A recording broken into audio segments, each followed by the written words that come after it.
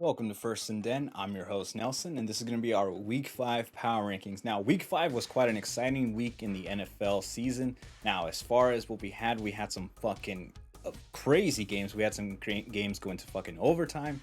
But again, before I want to get into the chaos of my power rankings, I just want to make sure I lay down at least one rule. And one rule that I'm going to set up is if you're on a bye week, no matter how fucking shitty you played the previous week, I'm gonna keep you in the same place you're at. I'm gonna make sure I'm gonna hold your spot like if layaway or some shit like that. You get to stay where you're at. So if you see your team not move, that's why you're on a bye week. Enjoy it.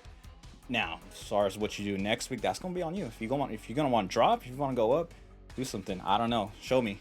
Now, in this week's power rankings, before we get into our top 10, we got the FF award, and the FF award this week, instead of giving it to an actual team, I'm going to give it to one specific player. And that specific player, it's about fucking time, bro. It is about fucking time. Josh Jacobs finally gets his first touchdown as a Green Bay Packer. I drafted this guy in multiple leagues, but man, all I got to say is that your best, bro? It better not be your fucking best, because I'm talking to you, Josh Jacobs. You finally score your first touchdown of the season.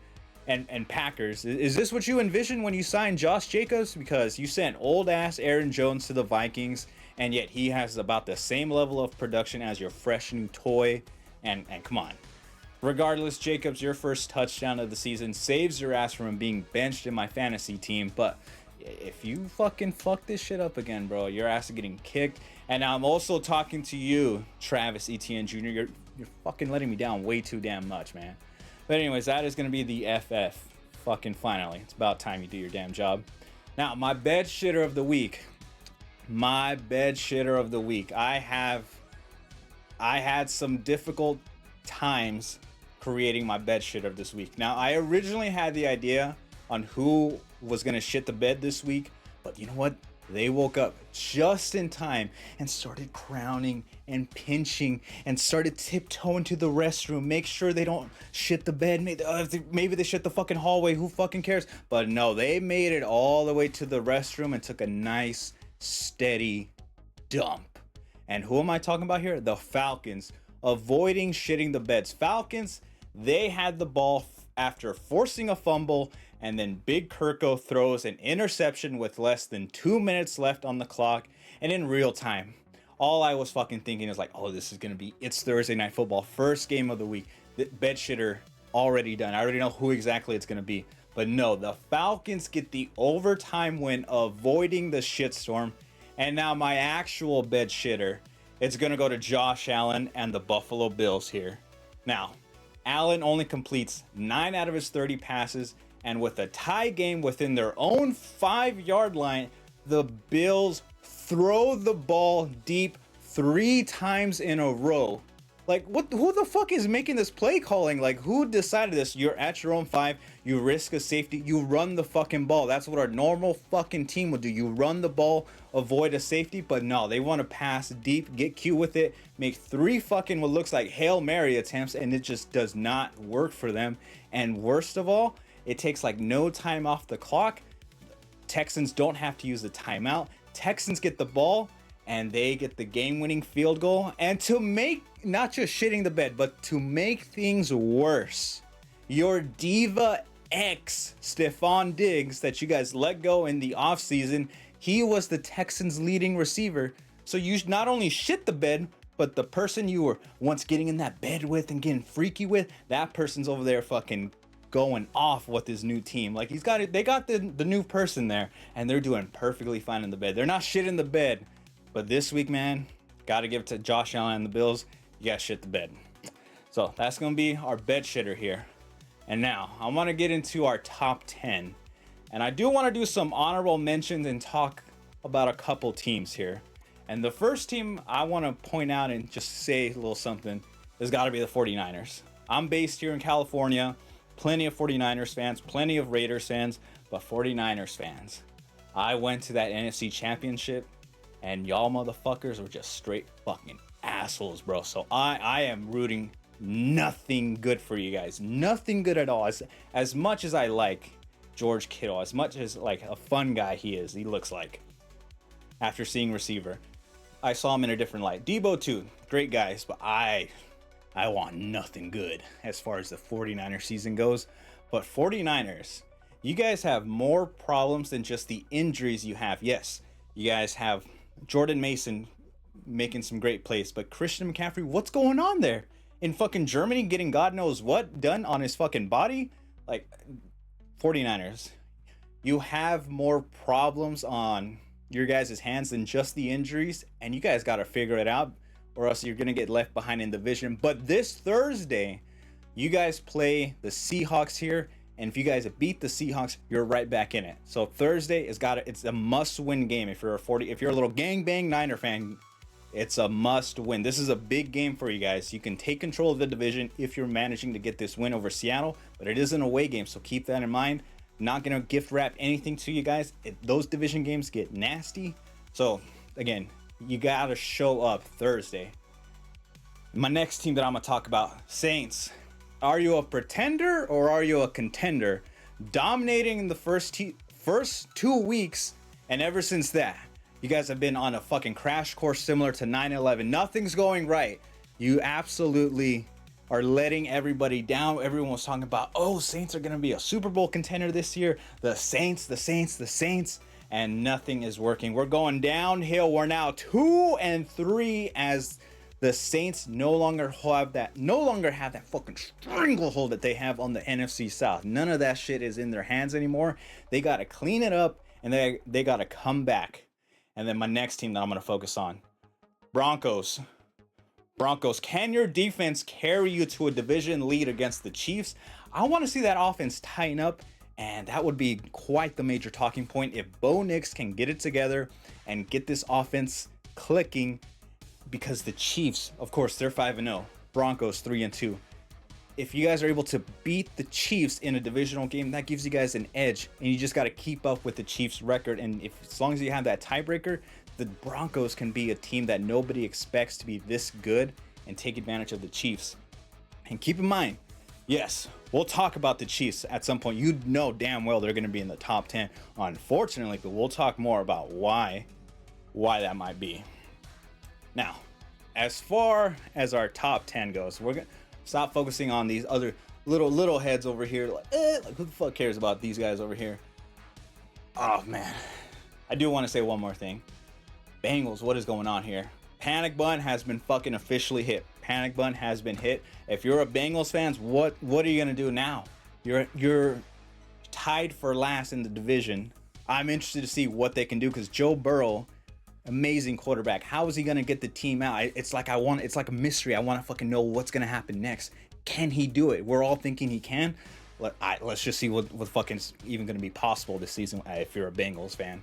Now, as for my top 10, now at number 10, I got the Dallas Cowboys up 5 spots. Dak had over 350 yards and a pair of touchdowns and interceptions, but through the legit storm, Dak throws the game-winning touchdown on a 4th down. It was legit do or die. No penalty. They get the touchdown.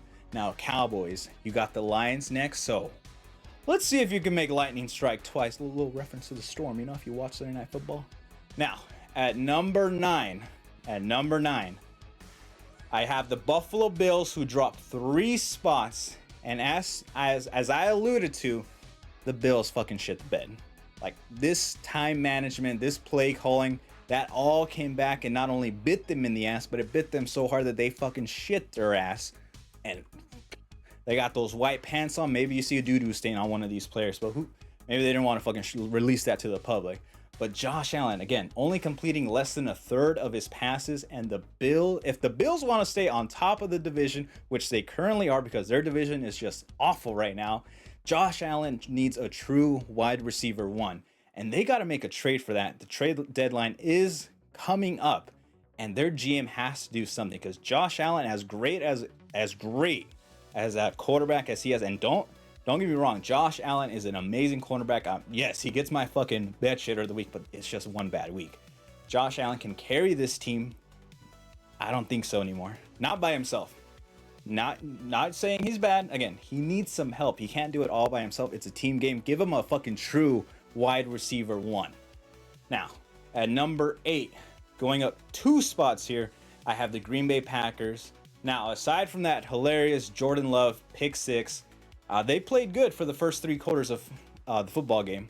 Now, the standout to me was, of course, Xavier McKinnon with his 5th straight interception, and he keeps the streak alive where he gets an interception per game dating back to last season. He has 6 games in a row where he has an interception in that game.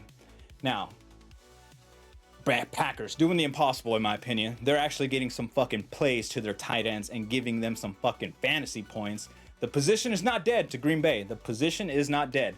Tucker Kraft got 2 touchdowns.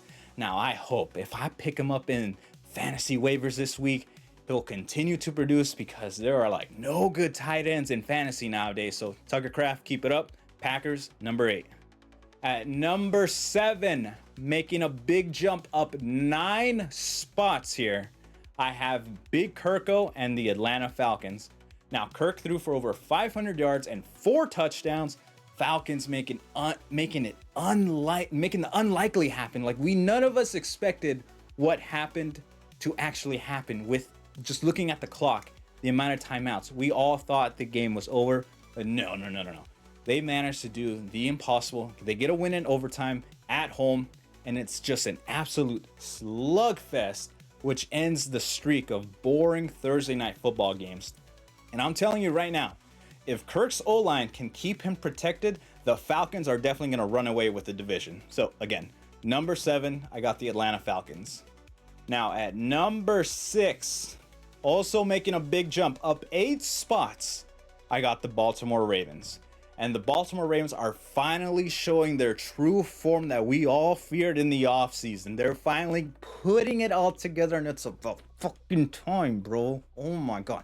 Should have gave the Chiefs their first loss of the fucking season. God damn it. By a fucking toe, man. A fucking toe. God damn.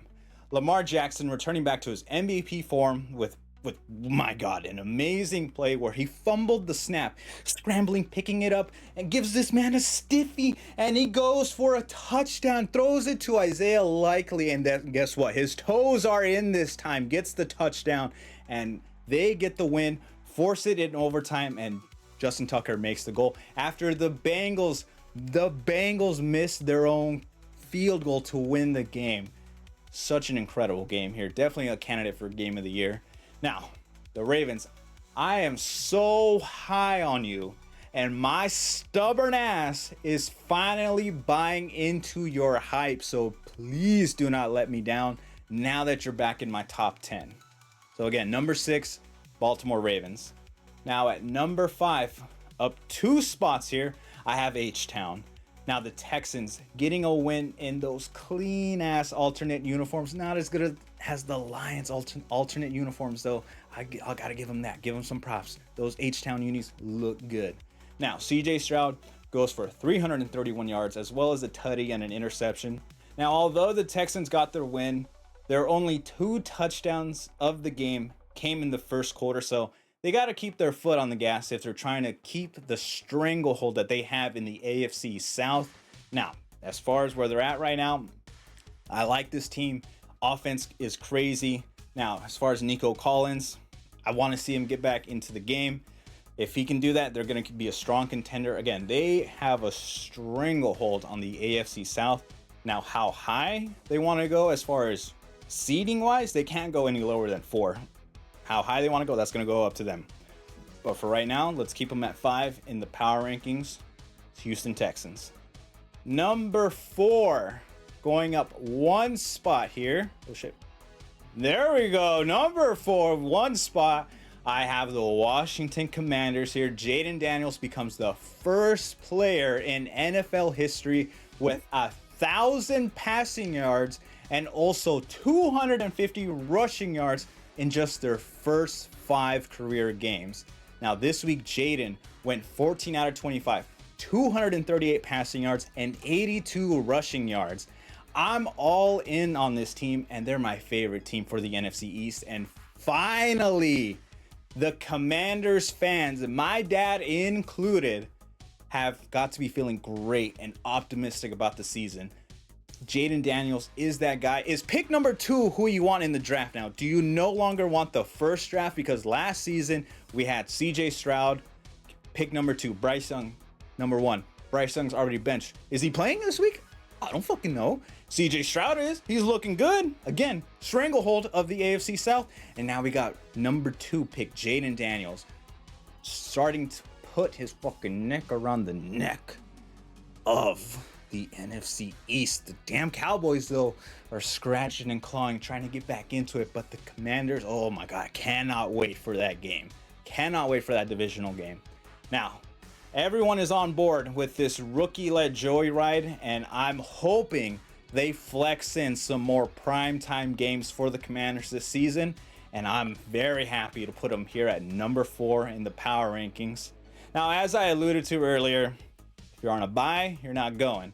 Lions stay at number 3. They're on a bye week. So again, if you're on a bye, I hold your spot in the power rankings. I miss seeing some Lions football this week, but oh man, we're in for a treat next week as we're going to try to get some revenge down in Jerry World, where the amount of glory hole ain't going to save you. How big your dick is Jerry Jones knows it's not a safe place to go over there, but the Lions are going there. And we're gonna get, this is me, bro. This is me officially reporting to get into this game, bro. Like, let's go. This week is gonna be fucking huge. And at number 2, I have the you can't keep getting away with this, Chiefs. Chiefs get a win with the new leading receiver, Juju Smith-Schuster, who most of us thought was out of the league already. Juju had 117 yards, which is almost half of his entire production when he was with the New England Patriots. They also bring back ex-running back Kareem Hunt, because why the fuck not? He goes for over 100 yards. Fuck it, give him the fucking ball. He'll do it. Gets a touchdown as well. This team is really going to do a three-peat with a bunch of bottom-of-the-barrel guys on the offense, and that's sickening. Sickening! But that's just how damn good Andy Reid and Patrick Mahomes are. So right now, number 2 on the power rankings. And that just leaves me with one spot, and of course, they're staying here. I got the number 1 spot going to the Minnesota Vikings. Vikings go 5-0 despite Sam Darnold having an okay game. Darnold went for 14 out of 31 with 179 yards and an interception. And despite not making a touchdown this week, Sam Darnold is still in the top 3 for passing touchdowns in the league. He's literally just 2 away from leading the league. Joe Burrow is ahead of him by 1 touchdown. Of course, they had that big overtime game, so a little bit more playtime under his belt. Vikings. Now Vikings. Chiefs too. I'm talking to you guys. Clean your fucking ears out. I'm about to say something. Now, I strongly believe once your defense starts slacking or gets injured, I think it would be the turning point for the worse. The defense for both of these teams are absolute juggernauts here. And as long as they stay safe and keep it clean, you boys are going to stay up here, and we're going to see this is what the Super Bowl is going to look like, as long as their defenses can stay consistent with what they're doing, and most importantly, stay healthy. But again, these are my power rankings here. It's First and 10. I'm Nelson. If you want to go ahead and join our Pigskin Pick'em League, the link will be in the description below. It's not too late to join. You can go ahead and join. We're going to have predictions out tomorrow. Again, it's First and 10. I'm Nelson. Thanks for watching, and have a good day.